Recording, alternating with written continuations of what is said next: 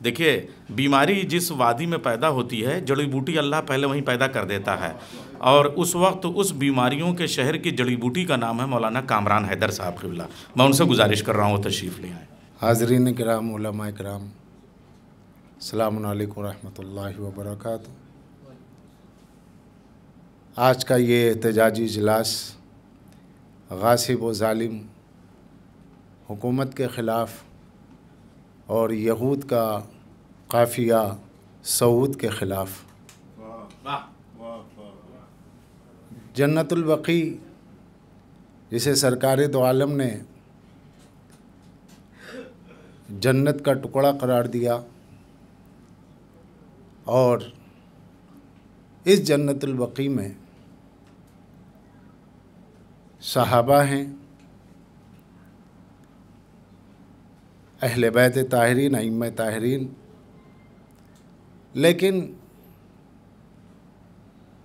एक मुद्दत के बाद हाकिम शाम ने अपनी साई मज़मूम से जन्नतुल बक़ी में तौसी की और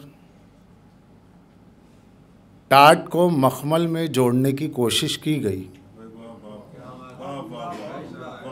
और जिनका ताल्लुक़ न जन्नत से है न बक़ी से है, आज उन्हें भी शुमार कर लिया गया। एक तारीख़ी अलमिया है।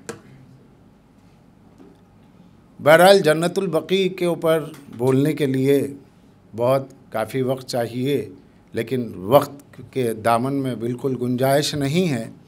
मैं इतना कहूँगा कि यहूदियों ने अपने एजेंडे को पूरा करने के लिए सऊदियों से काम लिया, और इसके लिए एक हदीस जो सही मुस्लिम और सही तिरमिज़ी में मौजूद है, उसके सहारे से निशाना बनाया गया जन्नतुल बक़ी को। किताबुल जनाइज़ बाब तस्वियतुल क़ब्र में यह हदीस मौजूद है, और वो भी अमीरुल मोमिनीन से है कि ला तदू तिमसालन वला मुशरफ़न इल्ला सव्वैतहू, कि जहाँ कोई तस्वीर कब्र पे नज़र आए या कब्र कोहान की शक्ल में नज़र आए, उसे बराबर कर दो। लेकिन इस बराबर को लोगों ने समझा मिटा दो, और गलत माना करके जन्नतुल बक़ी की कब्रों को मिसमार करके यहूदियों को खुश किया गया। जो काम यहूदियों को करना चाहिए वो काम सऊदियों ने किया, और यहूदियों की नियाबत में किया, और इनकी सही मज़मूम की वजह से कलेजा ठंडा हुआ यहूदियों का, और आलम इस्लाम की जो शान थी उस शान को मुतासिर किया गया। और दूसरी बात ये अर्ज़ करूँ, वक्त की तंगदामनी की वजह से ज़्यादा तूल नहीं दे सकता, ज़ाहिर सी बात है कि और मुक़र्रिरीन का प्रेशर मौजूद है।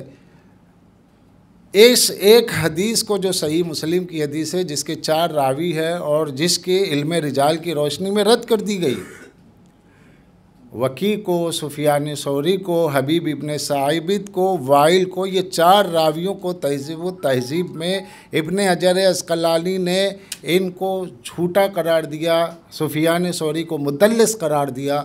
वो सारी किताबें मौजूद है। अगर सऊदी अरब के उलमा मनाजरे के लिए इसी हदीस पे बैठें तो अल्हम्दुलिल्लाह, कोई आगे बढ़े ना बढ़े, एक तालिब इल्म छोटा सा मिल्लत जाफ़रिया का मोहब्बत मोहम्मद व आले मोहम्मद अलैहिस्सलाम में जवाब देने के लिए तैयार है, बैठने के लिए तैयार है।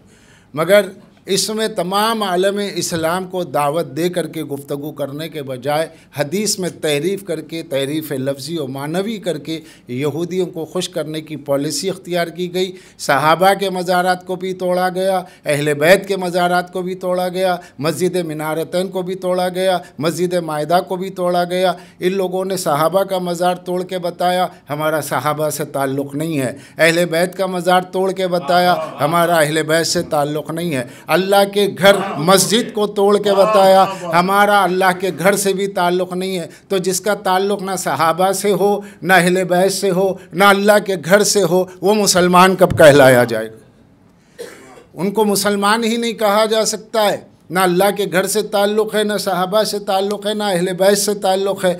इनके 2 हरम है और ये अपने आप को खादिम हरमैन कहते हैं, तो जाहिर सी बात है इनका पहला हरम इसराइल है और दूसरा हरम अमेरिका है। ये इस तरीक़े से खादिम हरमैन है कि इन सऊदियों को यूँ खादिम हरमैन कहा जाए कि इनके हरम का नाम इसराइल है। ये इसराइल के दस्तखत के बग़ैर और अमेरिका की हाँ के बग़ैर ये कभी कोई काम नहीं कर सकते। हम यहाँ पर दुआ करते हैं कि परवरदिगारा इस बकी ऑर्गेनाइजेशन और इसके अलावा जितनी कोशिशें जारी और सारी है इस काम के लिए, हमें अपनी ज़िंदगी में जन्नतुल बकी की तामीर नौ फरमा के दिखा दे और हौसला रखने वाले के हौसलों को मज़ीद आगे बढ़ा दे। तसर्रुफ़ करते हुए 2 शेर अर्ज़ करो कि न घबराओ अली वालो, खुदा की शान बाकी है।